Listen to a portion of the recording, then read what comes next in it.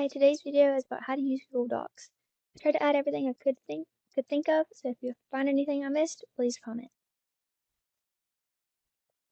This is my sheet that I'm just going to use as a demonstration because why not? So the first thing is go to page setup. This is how to make your pages smaller. You're going to go to this tab and then you want to use statement because statement is like the normal size of a book. It's 5.5 times 8.5. And then it should make your pages about the size of a normal book. And then you can just format it and stuff. You can, I think this is called the indent line. I'm not sure. So you can change the line so that way it's about the type of a normal book. And you can change the indent to farther in, farther out, small, big, whatever. I'm not completely sure what half of these things I'm doing are called. So just bear with me because that's just stuff I use when I use Google Docs. You see how I did the indent and stuff, and then you can also, you want to use it as the straight across lines instead of the left go to the right, because then if it's straight across the line so it's all even, it'll be more like a professional book, and you want your book to look as professional as possible.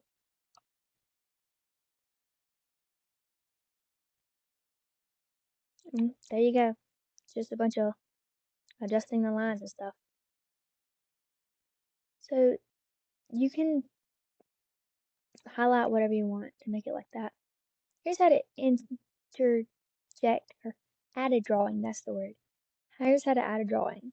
Because I have notebook pages in my book right now, so I just added an image and used the drawing thing on here. But if you didn't want to have like notebook pages, but you just wanted to have an image, then you could use it on Canva and then put it in there, like the subheading underneath your titles. Or you could have a full page thing. How some books, like Careful, have letters written in them. You could add a letter. Mine, like I said, is notebook pages, but this is just a demonstration on how to add them in. You may already know this, but I had to cover everything. No one can read my book because it's not finished. Ha ha ha. I'm not even close to finishing it yet. And then you also want to make it the normal size of a page because if it's not the normal size of a page, it's just not going to look right. You want to make it in the middle of the page too, so like I said, it looks professional. Because if your book don't look professional, it can get a little annoying. Like formatting issues and everything.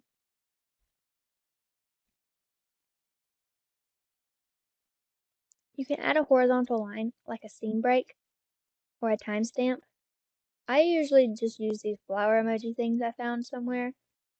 I use 3 of them, put them in the middle, adjust them to the middle of the page, and then that's my timestamp. You can use the horizontal line, doesn't matter. Horizontal line will get longer if you change the arrow things at the top, whatever they're called. Here's how to look at it when it's what it's going to look like when you download it. It's just like the normal size of the page. What the crap just happened? Okay, there we go. Wait. Oh, here's how you download it. A PDF document is what Kindle prefers if you're publishing with Amazon. If you're going to use Kindle, you're going to use ePublication.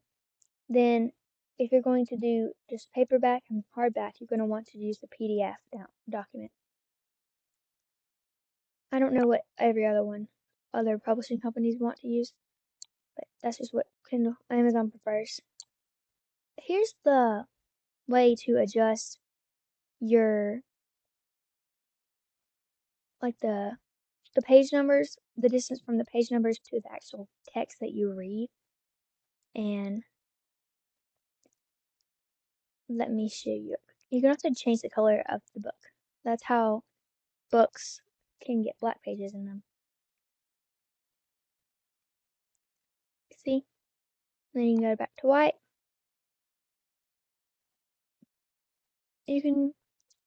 Can't really see it right now, but if you change the distance between the page number, you can do it for the top and bottom page number, then it looks more professional. I keep saying that word, but it's fine. And it also makes it much more, not much more, but some more words on the page. And I think I used 0.8 for the top,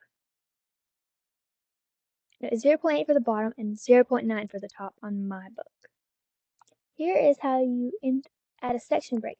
Section breaks are very handy when you're trying to start your page numbers on a different page. If you need questions about this, because I know I didn't make it very clear, please ask. I can explain it because I looked it up. It's not very hard, but it pretty much makes two sections, and then you start your page numbers from this section forward, and you would go to the options and deselect the one before, and it says continue from link to previous. You want to unclick that on there so that way it flows, but not from the first section break. First section break has nothing, but if you go to the second section break, you'll start your page numbers. Sorry if that sounds very confusing. I'm not very good at explaining stuff. But that's pretty much what it is. You just add the page numbers on the second section. And you can also do that for the header. I keep wanting to call it heading 1, but it's called a header. And the page numbers is called the footer. You can change like where your header is located at, left, right, or middle. And you can make that different colors and stuff too. You can link to previous if you want the same thing over and over, but I know I don't, so I unlink it. And whenever you go to the options, you're going to want to use footer. Actually, just ignore that last couple things about that, because I don't even know what I'm doing in this video right now, because I pre-recorded all this footage, and now I'm doing a voiceover. I don't know what my crazy brain was thinking the other day when I recorded this. What am I doing now? Oh well, you'll just have to listen to me ramble. I'm sorry. I hope I explained everything about the footers and the headers correctly, but to review, you just add a section break, like at the start of your chapter 1. You don't want to do it on chapter 1, you want to do it the page before.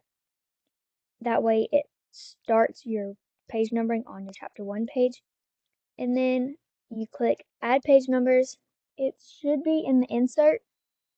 So you go to insert, click add page numbers, go to section 2, and it'll say apply to section 2.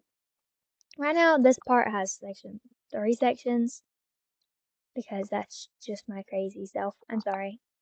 But anyways, it's very simple actually. It's very strange to format whenever you have Google Docs, but it's totally worth it. I mean, I'm sure it is, because when you publish to Kindle, you can choose the 5.5 times 8.5 book size, which matches your page size, which is perfect. And it just matches everything up. Last thing I'm going over is how to insert strike throughs. I totally did not know how to do this the other day. And you can make your word strike through like how in one book is like Jude a bunch of times. I haven't read that book. I think it's The Cool Prince. It makes the words all strike through. See? Hi. Now every word you write will be struck out. Marked over. Mark it out. I'm crazy. I'm sorry. Anyways, that's it. Thank you for watching.